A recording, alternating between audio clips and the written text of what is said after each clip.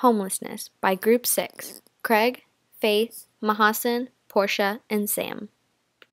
In America, homelessness is a prevailing issue that is often overlooked. Here in America, we tend to ignore the people who are not similar to us. We ignore the people who are begging for change at the grocery stores because we do not have a dollar to spare. We notice people who are laying on the street corners in the cold without a blanket or a coat, but we find time to say poor thing or why don't they get a job, and we keep on with our business. When we are walking down the street and we see the dirty person who is walking towards us, many of us tend to cross the street to avoid making any eye contact. Making eye contact will force us to see the people we have learned to neglect. Eye contact will make us feel guilty at heart and it will make us recognize the homeless issue that we do not want to be a part of. For centuries, America has turned their back on the homeless population, but we never think about how these people became homeless. Many people who have become homeless are people who are just like us, men, women, and children. Homelessness is a situation that is only supposed to be temporary, which often at times turns into a permanent situation that is hard to get out of. According to the United States Department of Health and Human Services, a homeless individual is defined as an individual who lacks housing without regard to whether the individual is a member of a family, including an individual whose primary residence during the night is a supervised public or private facility that provides temporary living accommodation, and an individual who is a resident in transitional housing. A homeless person is an individual without permanent housing who may live on the streets, stay in a shelter, mission, single room occupancy facility, abandoned building or vehicle, or in any other unstable or non-permanent situation. The United States Department of Health and Human Services also goes to further explain the definition of homelessness. An individual may be considered to be homeless if that person is doubled up, a term that refers to a situation where individuals are unable to maintain their housing situation and are forced to stay with a series of friends or extended family members. In addition, previously homeless individuals who are to be released from prison or a hospital may be considered homeless if they do not have a stable housing situation to which they can return. A recognition of instability of an individual living arrangement is critical to the definition of homelessness. Many people who are forced to live a homeless lifestyle tend to be people who are living below the poverty line, veterans, or the mentally ill. But homelessness affects just about anyone.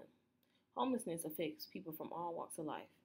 The causes of homelessness is unemployment, substance abuse, mental illness, lack of income, lack of affordable housing, lack of health care, and or lack of insurance. 1 out of 7 people are at risk of becoming homeless. There are about 3.5 million people who are homeless. 23.5% are 18 through 30. 37% are from 31 to 50. 14.9% are from 51 to 61. 43% are single men. 17% are single women. 33% are families with children. 23% are veterans. And 20 to 25% have mental illness. Coming up are biological, psychological, and social factors that contribute to the cause and continuation of homeless in persons between the ages of 20 and 50 years old. Beginning with psychological, research shows that only 6% of Americans are mentally ill. That does not seem like much until data concluded that 20 to 25% of the homeless population in the United States suffer from some form of severe mental illness. The most prevalent mental illnesses within the homeless community are those suffering from bipolar disorder or schizophrenia. These illnesses go untreated because at any given time, there are more people living on America's street than receiving care in hospitals. The New York Times reported that in Berkeley, California, quote, on any given night, there are 1,000 to 1,200 people sleeping on the streets. Half of them are institutionalized mentally ill people. It's like a mental ward on the streets, unquote. A study in New York shortly after found that 38% of discharges from a state hospital had, quote, no known address, 6 months later. Moving on to social. These factors include predominantly unemployment, lack of affordable housing, lousy housing benefits, levels of poverty and policy development such as closure of long-stay psychiatric hospitals. Roughly 1 in 7 homes in the U.S. are empty because banks own them. As of January 2014, 6.7% of Americans were unemployed. Lastly, after gathering research, it became evident that homelessness had a greater after effect on a person's body and mind than biological factors had in the cause of homelessness. For example, it is believed that many homeless individuals fail to cope with their health difficulties in their life, such as cardiorespiratory diseases, i.e., chronic obstructive pulmonary disease and cystic fibrosis, both diseases that worsen lung function. Physical and sexual assault.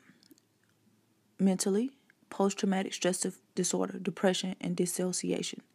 Physically, bruising, bleeding, vaginal or anal, difficulty walking, soreness and or broken or dislocated bones. Possible prolonged physical effects of sexual assault can include sexually transmitted infections and diseases, unwanted pregnancies, and also internal damage that cannot be seen and easily identifiable unless he or she sees a doctor. Nutritional deficiencies, known as malnutrition, which can lead to a variety of other health problems such as problems of digestion, skin problems, and stunted or defective bone growth. On top of that, personal difficulties play a huge part as well, suffering from loss of self-esteem, which can be caused by bullying or intimidation, abusive relationships, insistent stress or hardship, or even traumatic events. And finally, development of behavioral problems. As a result of exposure to violence, suffering from abuse or neglect, and family history of mental illnesses or substance abuse, to name a few. Cultural factors which contribute to homelessness. According to research, people who experience homelessness during their young and middle adulthood are neither chronically homeless throughout their lives. Some of the crises which leads to homelessness during middle and young adulthood are serious illness or loss of job and lack of family support. Many young adults with children are more likely than other adults to have low-paying jobs with fewer benefits and are less likely to have health insurance, large savings, or a stable network of friends who are able to provide assistance in a chunk.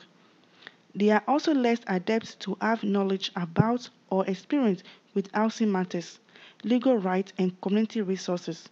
For many young and middle adults in the United States, parents continue to be their support system, often providing some financial support. But those with parents who are unable to or unwilling to provide financial support as a feedback and there is no legal requirement for them to do so, it is more difficult to overcome a single crisis. Family issues which contribute to homelessness. Young and middle adults experience homelessness through sexual abuse.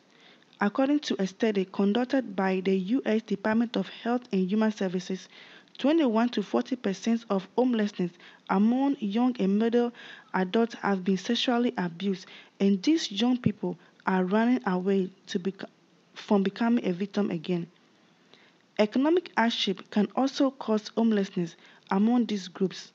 Young and middle adults would face economic hardship due to poverty and depressed economic climate, too unable to support themselves and their children. Young and middle adults become homelessness due to problems in their home, which include physical and sexual abuse, mental health disorder of a family member, substance abuse and addiction of a family member, and parental neglect. In some cases, young and middle adults are asked to leave the home because the member of the family can no longer provide for their specific need and their disabled needs.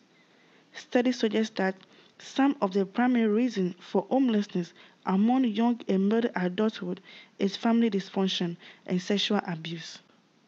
When discussing the ethical consideration of homelessness, I'd like to bring up the inequality of life and death. In the article, Do You See Me? Ethical Considerations of the Homeless, it says our society believes in easing suffering and promoting a peaceful death. When a person is on death's doorstep, family members or caregivers are usually there with medication and support to be there for the individual in their final hour. However, in contrast, homeless people usually have no contact with family or friends and are out on the street trying to brave the elements all alone. They have no food to eat or shelter to reside in. Another ethical consideration is a obligation to care. The same article also says many Americans have become numb or emotionless towards homeless people on the street. Personally, I see the same characteristics in myself because I tend to walk past most homeless people without looking back. Philip Mangano, who is dubbed America's federal homeless czar, says homelessness is a violation of human dignity and should be abolished due to not following the spiritual ideal of everyone being clothed and fed, especially when you look at every homeless person as an individual and realize that mental illness is prevalent among the population at 26.2% and 34.7% suffer from chemical dependency issues. That ideology brings these questions into play. Does a person have a right to be homeless? Or if a family is homeless, is it right to report the situation to protect the children? Sure, the children may be saved, but most likely they would be placed in foster care and separated from their family. It seems ethical to help the homeless. However, some states have laws banning people from feeding the homeless in parks. This makes you question, is our government really for the cause? If you don't mind me asking your age, if not, you can just put like 45. when did you become homeless? 9 months ago. Really? And how? If you don't mind me asking. When I came here, I was trying to get help and couldn't get help because other people didn't want to help us, period. They looked down on us, and that's not right. If you want to help, have other people to come out and help us more help that we need. Like places to live and all that. Don't talk about us behind our backs, because we didn't ask to be like this. I don't understand some people down here. As much as I was told about this place, they help Atlanta. They call it the Hope Atlanta because I was told they was helping a lot of people, homeless people. Okay, if Atlanta's helping people, why is the mayor doing what he's doing? He's being ugly to the homeless. It's not right. If they put a mayor in the office that will help the homeless and treat them like they're people, like we are, we'll be all right. And it don't make no sense. Where was your hometown? Jackson, Mississippi. Really? Yep. And judge me. Don't do that. Only God judges me. If you want to judge somebody, judge yourself of how you treat homeless people. There's some good people out here, like my uncle there, my baby, me. There's some more people out here. We're good people. Don't take that for granted. God said if you do his people wrong, it's going to come back on you 10 times fold. And it's true. And like that mayor, he's supposed to be a church person. What he fails to understand is God's going to make him pay for that. 10 times fold. It's going to be 10 times worse. And I don't want to see that. I really don't. They want the help. That's all I'm trying to get them to see. There's people people out here like us, like my uncle, my baby, me, and some more people out here that want to get off these streets. They want the help. Bring the help to us. They help us. Because me and him's not from here. We need better resources than what they're giving us. The police not giving us nothing. I asked them today for resources. You know what they told me? Call them. No, we don't have resources. That's exactly what they told me to my face. We don't have resources. I done been to Salvation Army out there. They got bed bugs. On the men's side, it's so worse that it's leaving the men's side coming to the women's side. And that's pretty bad. The first theory we chose to apply to homelessness is Urie Bronfenbrennan's ecological theory. This theory explains human development by describing the interaction between how people are involved in their environment and their personal development. Both people and environments are always changing. Bronfenbrennan suggested that the way people perceive or react to things that happen to them and relate them to the context of their environment has a large impact on their well-being and trajectory. For example, someone with a mental disability or past experience of low income or abuse will react differently to job loss than someone who grew up in an upper middle class family. The second person could see the job loss as an opportunity to go back to school, and the first person could become depressed and anxious about his or her circumstances and not be able to pay bills. The second theory we compare to homelessness is Daniel Levinson's theory built around life structures or behavior patterns that combine with the environment mold people's lives. Life structures can be religion, culture, events, people, and many other aspects. Levinson states that middle adulthood people have already established their families and careers. During this transition, they begin to question their future. Questions can include what life will look like with a different family situation, such as becoming an empty nester, what it means to grow old, or assessing whether or not previous choices remain satisfying.